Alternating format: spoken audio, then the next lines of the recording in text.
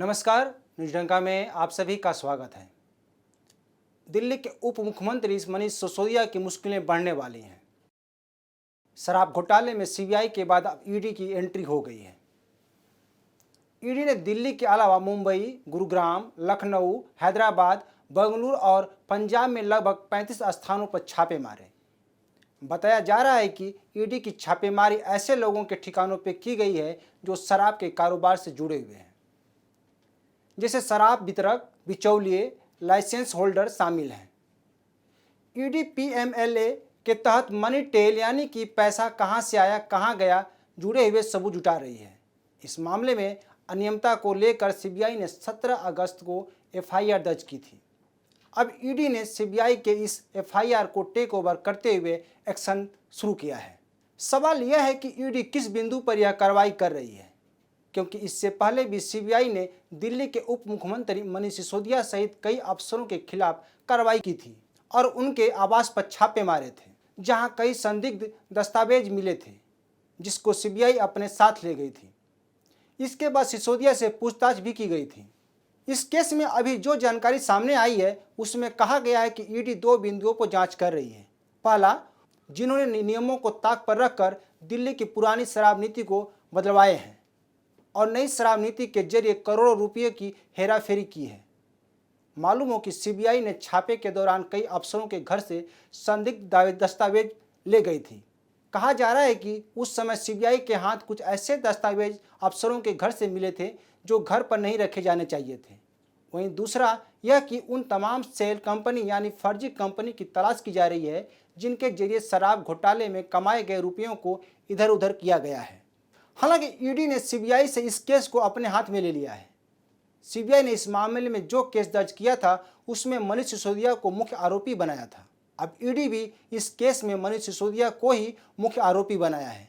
साथ ही 3 पूर्व आबकारी अफसरों को भी शामिल किया है, जिसमें पूर्व एक्साइज कमिश्नर अरवा गोपी कृष्ण, पूर्व डिप्टी कमिश्नर आनंद तिवारी और सहायक कमिश्नर पंकज भटनागर का नाम शामिल है।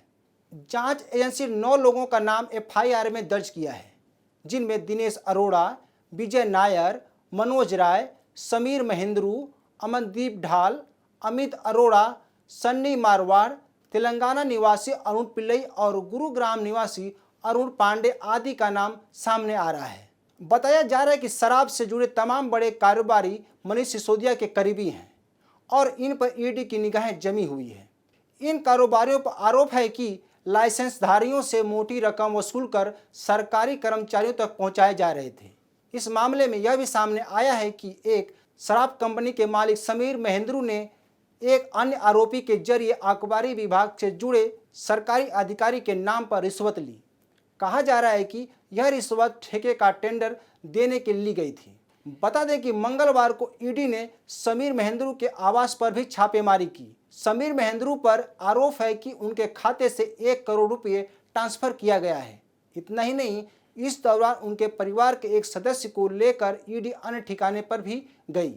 ईडी के मुताबिक इस मामले में लगभग 800 करोड़ रुपये का धन शोधन किया गया है। इस केस में आरोपी अमित अरोड़ा 13 कंपनियों के मालिक बताए जा रहे हैं।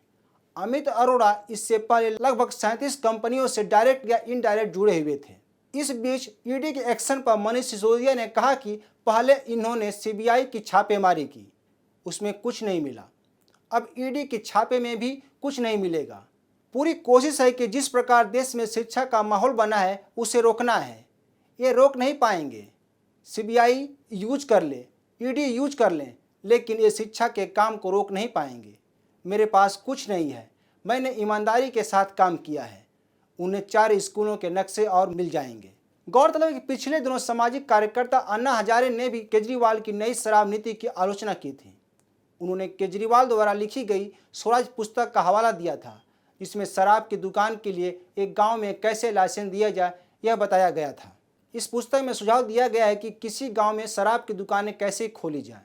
इसमें लिखा गया है कि शराब की दुकान खोलने का लाइसेंस तभी दिया जाना चाहिए जब गांव की इसकी मंजूरी दे। इतना ही नहीं, ग्राम सभा की संबंधित बैठक में वहां 90% महिलाएं इसके पक्ष में मतदान करें, तभी गांव में शराब की दुकानें खोली जानी चाहिए। वहीं इस पुस्तक के सुझाव में यह भी कहा गया है कि अगर महिलाएं गांव में शराब की दुकानें बंद करना चाहती हैं तो महिलाओं के साधारण बहुमत से भी शराब की दुकानों का लाइसेंस रद्द किया जा सकता है, जबकि दिल्ली की नई शराब नीति इसके उलट है। अन्ना हजारे का कहना था कि केजरीवाल की कथनी और करनी में बड़ा अंतर है। कहते हैं कुछ और करते कुछ और हैं। अन्ना हजारे ने कहा था कि सीएम केजरीवाल हर वार्ड में शराब की दुकान खोल रहे हैं और उम्र सीमा 25 से घटाकर 21 साल कर दी है। वह शराब को बढ़ावा दे रहे हैं। नई शराब नीति के तहत दिल्ली को 32 जोन में बांटा गया था, जिसके लिए 849 लाइसेंस बांटे जाने थे। इस तरह देखा जाए तो हर जोन में लगभग 27 शराब दुकानें खोली जा सकती थी। मालूम हो कि एक जोन में 8 से 9 वार्ड शामिल किए गए थे। इस तरह हर इलाके में आसानी से शराब उपलब्ध हो रही थी। पुरानी शराब नीति के अनुसार 60% दुकानें सरकारी और 40% निजी हाथों में थीं, लेकिन नई शराब नीति के बाद 100% दुकानें निजी हाथों में चली गई। हालांकि केजरीवाल सरकार ने नई शराब नीति को वापस ले लिया है। अब दिल्ली में पुरानी शराब नीति 1 सितंबर से लागू हो गई है। तो दोस्तों, आज के लिए बस इतना ही। यह वीडियो अच्छी लगे तो शेयर, लाइक और कमेंट जरूर करें। ताज़ा खबरों के लिए न्यूज़ डंका ऐप को डाउनलोड करें। हमारे YouTube चैनल को सब्सक्राइब करें। धन्यवाद।